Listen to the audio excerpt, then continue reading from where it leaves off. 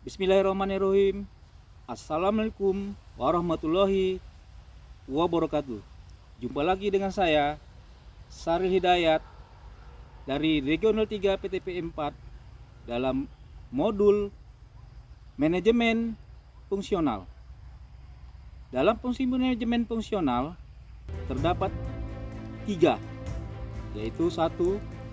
Manajemen tanaman meliputi pembibitan, tanaman belum menghasilkan, dan tanaman menghasilkan. Yang kedua, SMK 3, sistem manajemen keselamatan kesehatan kerja. Yang ketiga, sistem manajemen mutu 9001-2018. Untuk manajemen tanaman terkait produksi dan produktivitas tanaman ditentukan oleh sumber bahan tanam, yaitu bibit yang unggul merupakan bibit yang jelas asal-usulnya, memiliki kelebihan, dan telah melewati fase kajian atau penelitian baik dari pusat penelitian atau produsen yang produksi bibit atau kecamba sebagai bahan baku tanam. Yang kedua, manajemen tanaman pada tahapan pembibitan terdapat 2 fase, yaitu pembibitan pre-nursery dan main-nursery. Yang ketiga, tanaman belum menghasilkan, merupakan tahapan selanjutnya setelah pembibitan. Umur TBM sebelum mutasi ke TM biasanya berumur 30 sampai 36 bulan. TBM adalah investasi awal tanaman sebelum masuk ke fase tanaman menghasilkan. Hasil produksi dan produktivitas tanaman bukan hanya penentuan pemilihan sumber bahan tanaman yang jelas, namun fase TBM merupakan fase penentu ke depan rendah tingginya produksi sawit sampai dengan umur 25 tahun ke depan. Oleh karena itu, tahapan di dalam pengelolaan pada fase TBM harus benar-benar dijalankan sesuai dengan standar operasional. Adapun tahapan dalam pengelolaan pada fase TBM antara lain perawatan. Dalam perawatan ini termasuk sensus bertujuan mendapatkan jumlah tanaman termasuk pohon mati dan titik kosong untuk pemenuhan standar kerapatan tanaman. Setelah itu penyisipan, pengamatan pertumbuhan, kastrasi dan sanitasi,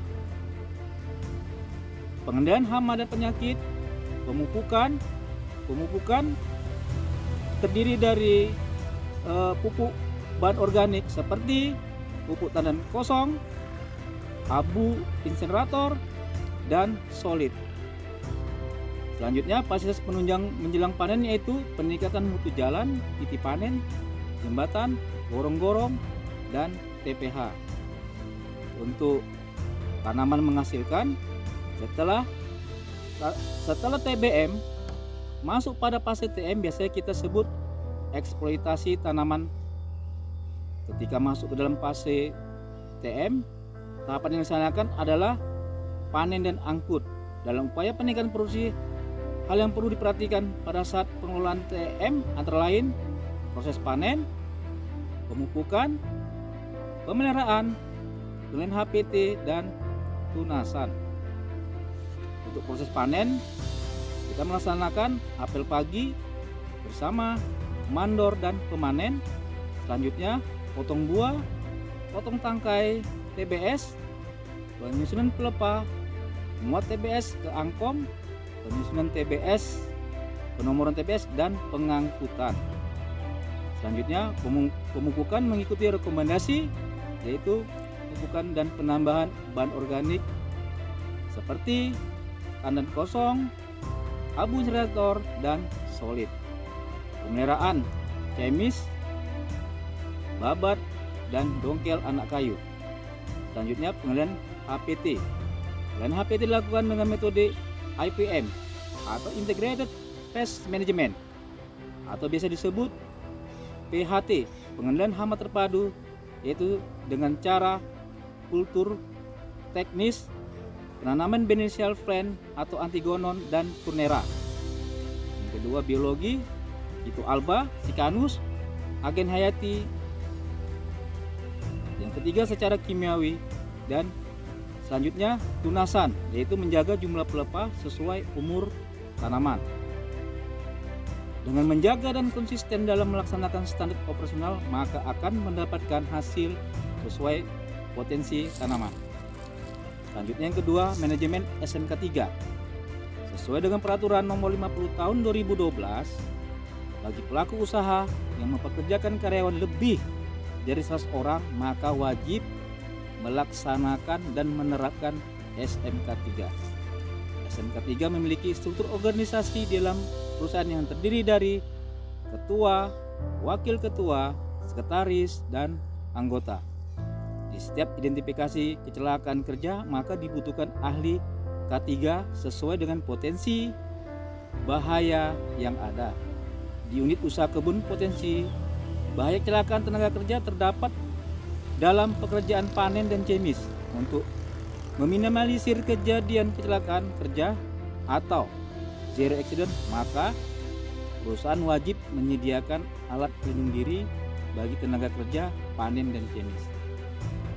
Adapun APD yang wajib digunakan oleh tenaga panen seperti helm, sarung tangan, sepatu, sarung alat. Sedangkan tenaga chemis APD yang wajib digunakan adalah helm, face shield, masker respirator, gloves, apron, dan sepatu. Yang ketiga, sistem manajemen mutu.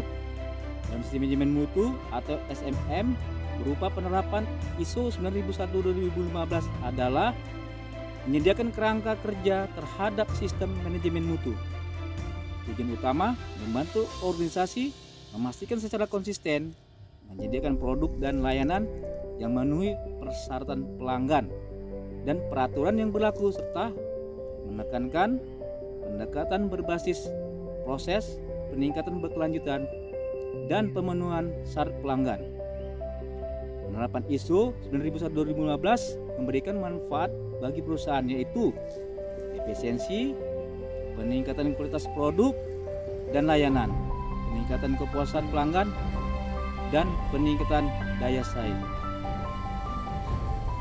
Penutup, biaya lebih penting daripada kualitas, namun kualitas adalah cara terbaik untuk mengurangi biaya.